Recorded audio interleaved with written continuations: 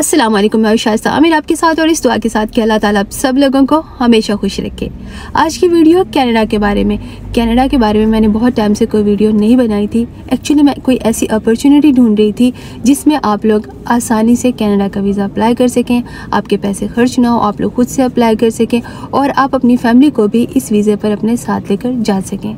मैं आपके साथ इस वीडियो में कनाडा का एक PR प्रोग्राम शेयर करूँगी जिसके लिए आपको किसी जॉब ऑफ़र की ज़रूरत नहीं है।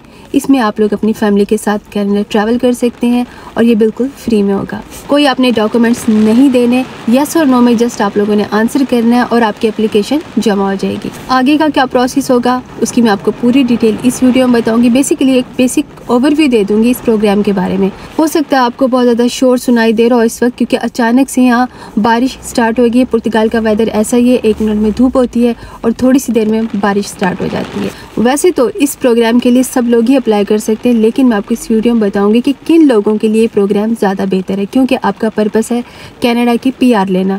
और कौन लोग हैं जिन्हें इस प्रोग्राम के ज़रिए जल्दी PR मिलने का इम्कान है, जिनके चांसेस ज़्यादा हैं इस प्रोग्राम के ज़रिए कनाडा की PR हासिल करने के। इस वीडियो में आपको पूरी डिटेल बताऊंगी इस प्रोग्राम की, लेकिन पहले आप लोग अच्छे से समझ लीजिएगा, उसके बाद अप्लाई कीजिएगा। कोई जल्दी नहीं है, ये प्रोग्राम बंद होने वाला नहीं है। इमिग्रेशन की पॉलिसीज़ जो है 2025 यानी इस साल में कनाडा ने काफ़ी स्ट्रिक्ट की हैं, तो ये जो प्रोग्राम है इसमें भी चेंजेस की गई हैं। लेकिन अगर आप लोग कनाडा में अपनी फैमिली के साथ मूव करना चाहते हो तो मेरा नहीं ख्याल कि इससे बेहतर कोई कनाडा का प्रोग्राम है। कनाडा की जो फेडरल इमिग्रेशन है, जो पूरे कंट्री की इमिग्रेशन है, वो बहुत सारे इमिग्रेशन के प्रोग्राम चलाती है। लेकिन कनाडा में डिफरेंट प्रोविंस हैं, यानी कि जितने भी प्रोविंस हैं वो अपने अलग से पैरेलल इमिग्रेशन के प्रोग्राम चलाते हैं। लेकिन जितने भी प्रोग्राम्स होते हैं उन सब में आपको जॉब ऑफर लेटर की ज़रूरत पड़ती है। लेकिन कनाडा के 2-3 ऐसे प्रोविंस भी हैं जिनमें आप लोग विदाउट जॉब ऑफर लेटर भी कनाडा की PR ले सकते हैं। उसमें से एक प्रोविंस है सस्केचुअन। ये कनाडा का काफ़ी बड़ा प्रोविंस है, ठंडा प्रोविंस है। यहाँ पर सर्दी बहुत ज़्यादा होती है, स्नो बहुत ज़्यादा होती है, लेकिन इसका ये मतलब नहीं है कि यहाँ पर कोई काम नहीं होता। लोग अपने घरों में बैठे होते हैं, लाइफ एज यूजुअल चलती है, यहाँ पर सारे काम होते हैं। यहाँ पर लोकल कैनेडियन भी रहते हैं, दूसरे कंट्रीज़ के लोग जैसे पाकिस्तानी है, इंडियन है, श्रीलंका है, नेपाली, बांग्लादेशी, बहुत सारे लोग रहते हैं, बहुत सारी कम्युनिटी यहाँ पर है और सारे काम प्रॉपर तरीके से ही हो रहे हैं यहाँ पर। ये जो सस्केचुअन प्रोविंस है कनाडा का, इसके डिफरेंट इमिग्रेशन प्रोग्राम है, जिनमें से एक है international skilled worker occupation in demand और दूसरा है international skilled worker Saskatchewan express entry. ये जो 2 मैंने आपको प्रोग्राम्स बताए हैं, PR प्रोग्राम्स बेसिकली बताए हैं सस्केचुअन के, इसमें आप लोग विदाउट जॉब ऑफ़र अप्लाई करेंगे। कोई सी जॉब ऑफ़र की ज़रूरत नहीं है, आप बिल्कुल फ्री में करेंगे। स्टार्ट में आपको कोई फ़ीस नहीं देनी और कोई डॉक्यूमेंट्स भी नहीं देने आपको। ये जो मैं आपको वेबसाइट दिखा रही हूँ सस्केचुअन इमिग्रेशन की ऑफिशियल वेबसाइट है। अब जो मैंने आपको जो 2 प्रोग्राम्स बताए हैं, ऑक्यूपेशन इन डिमांड या फिर एक्सप्रेस एंट्री, आप दोनों में से किसी प्रोग्राम के लिए भी अप्लाई करेंगे तो डॉक्यूमेंट जो मैं आपको दिखा रही हूँ सेम रहेंगे। डॉक्यूमेंट्स में सबसे पहले चाहिए आपका पासपोर्ट नंबर, उसके बाद चाहिए आपकी डेट ऑफ बर्थ, उसके बाद आपने यस और नो में बताना है कि आपके पास कोई इमिग्रेशन रिप्रेजेंटेटिव है।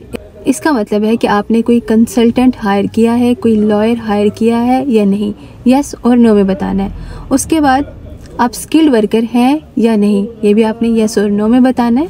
आपके पास जॉब ऑफर है या नहीं, ये भी आपने यस और नो में बताना है। क्या आपने कनाडा की फेडरल इमिग्रेशन को एक्सप्रेस एंट्री के थ्रू अप्लाई किया है, इसका आंसर भी यस और नो में करना है। उसके बाद आपके पास जो भी आपकी एजुकेशनल डिग्री है उसकी इवेल्युएशन के बारे में पूछा जाएगा, इसका आंसर भी आपने यस और नो में करना है। और आपने अपना ऑक्यूपेशन सिलेक्ट करना होगा। आपको ये रिक्वायरमेंट देख के अंदाज़ा हो गया होगा कि ये वीज़ा किन लोगों को सूट करता है। बेसिकली एक पॉइंट सिस्टम है, आपको इसमें से पॉइंट्स सिक्योर करने हैं। टोटल इसके पॉइंट 110 हैं और आपको इसमें से 60 यानी 60 पॉइंट्स लेने हैं। सचुअन की इमिग्रेशन हर महीने ड्रॉ करती है और 1 साल में आपका नाम कभी भी आ सकता है, यानी कि पूरे 1 साल तक ड्रॉ होते रहते हैं। उस साल में कभी भी आपका नाम आ सकता है, चाहे आपने उस साल में कभी भी अप्लाई किया हो। इन ड्रॉज में जिनका भी नाम आता है उन्हें दिया जाता है ITA इनविटेशन टू अप्लाई। लेकिन एक बात जहन में रखिएगा, ये जो पॉइंट्स मिलते हैं ये सिर्फ उसी इन्फॉर्मेशन की बेस पे मिलेंगे जो इन्फॉर्मेशन आप देंगे। जैसे मैंने जो आपको पॉइंट्स दिखाए थे, आपका पासपोर्ट नंबर है, आपकी जॉब है, ऑक्यूपेशन है, ये सारे जो मैंने पॉइंट्स दिखाए थे, आप जो इनके आंसर देंगे उसी की बेस पे आपको पॉइंट्स मिलेंगे। हाँ, अगर आपका नाम आ जाता है ड्रॉ में तो फिर आप इमिग्रेशन में अप्लाई करेंगे, आप फीस भी पे करेंगे, पूरा प्रोसेस होगा। तो पहले मैं आपको बता देती हूँ कि आप लोग ये पॉइंट्स कैसे लेंगे। अब देख लेते हैं कि आपको ये 60 पॉइंट्स कैसे मिलेंगे। सबसे पहले तो इसमें जो चीज़ है वो है आपकी एजुकेशन। अगर आपके पास एजुकेशन नहीं है तो आप एलिजिबल नहीं होंगे। कम से कम आपने 12 यानी कि मैट्रिक के बाद जो 12वीं क्लास होती है उस तक आपने ज़रूर पढ़ा होना चाहिए, उसकी आपके पास उसका सर्टिफिकेट ज़रूर होना चाहिए। अगर आपके पास इतनी एजुकेशन है तो आपको इसके मिलेंगे 12 पॉइंट। लेकिन बेहतर है कि अगर आपने ग्रेजुएशन किया हो या फिर मास्टर्स किया हो। ग्रेजुएशन किया हो तो बेहतर है, बहुत अच्छी बात है। ग्रेजुएशन के आपको मिलेंगे 20 पॉइंट्स, और अगर आपने मास्टर्स या फिर डॉक्टरेट की डिग्री की हुई है तो इसके आपको मिलेंगे 23 पॉइंट। तो मैं रिकमेंड करूँगी अगर आपने बैचलर्स किया हुआ है यानी कि ग्रेजुएशन किया हुआ है तो फिर आप लोग अप्लाई करें, इसके आपको मिलेंगे 20 पॉइंट्स। उसके बाद आ जाता है आपका work experience. As a skilled worker आपका वर्क एक्सपीरियंस कितना है। वर्क एक्सपीरियंस आराम से मिल जाता है पाकिस्तान में, इंडिया में, इवन यूएई में, आप कहीं भी हैं आपको मिल जाएगा। अगर आपके पास 5 साल का वर्क एक्सपीरियंस है, आप कोई सर्टिफिकेट या कुछ आपके पास है तो इसके आपको मिलेंगे 10 पॉइंट्स। और जो आप 5 साल का वर्क एक्सपीरियंस दे रहे हैं इसके अलावा इससे पीछे वाले 5 साल का भी अगर आपके पास वर्क एक्सपीरियंस है तो उसके आपको मिलेंगे 5 पॉइंट। टोटल आपके पास 15 पॉइंट्स हो जाएंगे। उसके बाद आ जाती है आपकी लैंग्वेज एबिलिटी। इसके लिए आपको आइल्स करना पड़ेगा और ये कंपलसरी है। अगर आप आइल्स में कम से कम 6 बैंड ले सकते हैं जो कि इजीली आ जाते हैं, बहुत आराम से आ जाते हैं। अगर आप को थोड़ी नो हाउ है इंग्लिश की तो आ जाते हैं। तो आइल्स के लिए मैं यही कहूँगी कि आइल्स मुश्किल बिल्कुल भी नहीं है, क्योंकि मैंने पर्सनली किया था और मेरे 7.5 बैंड्स आए थे, जबकि मैं कुछ टच करके भी नहीं गई थी, जैसे थे वैसे ही चली गई थी विदाउट एनी प्रिपरेशन। और जबकि मैंने ये भी नहीं देखा था कि लिसनिंग और जो इसके हैं रीडिंग इनका क्या पैटर्न होगा, कितना टाइम होगा, मैं बिल्कुल ब्लाइंडली गई थी। तो मेरा ख्याल है जो लोग थोड़ा सा इनके पेपर्स देख के जाएंगे, पिछले वाले इनकी वीडियोज़ अगर आप लोग देख लेंगे, सारा इनका तरीका देख लेंगे तो इसे बहुत बेहतर कर लेंगे। अगर आप लोगों ने इवन 12 तक भी पढ़ा हुआ है तो आप लोग कर लेंगे। अगर आपने ग्रेजुएशन या फिर मास्टर्स किया हुआ है तो इट्स इजी। मेरा नहीं ख्याल कि ये मुश्किल है आइल्स में नंबर लेना। आप लोग एक बार ट्राई ज़रूर कीजिएगा। और अगर आपके 6 बैंड आ जाते हैं तो आपको इसमें मिलता है 16। और अगर आपके पास कोई सेकंड लैंग्वेज भी है, जैसे अगर आपको फ्रेंच आती है जो बहुत सारे लोगों को नहीं आती, तो उसमें भी आपको पॉइंट्स मिलेंगे। लेकिन ये मैं पॉइंट्स कंसीडर नहीं कर रही क्योंकि बहुत सारे लोगों को नहीं आएगी। उसके बाद आ जाती है एज। अगर आपकी एज 22 साल से 34 साल के दरमियान है, यानी 22 ईयर्स टू 34 ईयर्स के दरमियान में अगर आपकी एज है तो आपके इसके पॉइंट्स मिलेंगे 12। तो इन्हीं में आपके जो है 60 पॉइंट्स पूरे हो जाएंगे। और इसी में से ही आपने 60 पॉइंट्स लेने हैं। बाकी और चीज़ें भी हैं, आप उसमें भी ले सकते हैं तो आपके नंबर बढ़ जाएंगे। लेकिन उसमें फिर यह है कि आपके पास या तो कनाडा की कोई एजुकेशन हो, या वहाँ से फिर आपको कोई एम्प्लॉयर आपको जॉब ऑफ़र लेटर भेज रहा हो, या आपका कोई रिलेटिव या फिर आपका कोई फ्रेंड वगैरह हो, वहाँ से फिर वो चीज़ें हो जाती है। मेरा नहीं ख्याल कि बहुत सारे लोग इस पर पूरे उतरेंगे।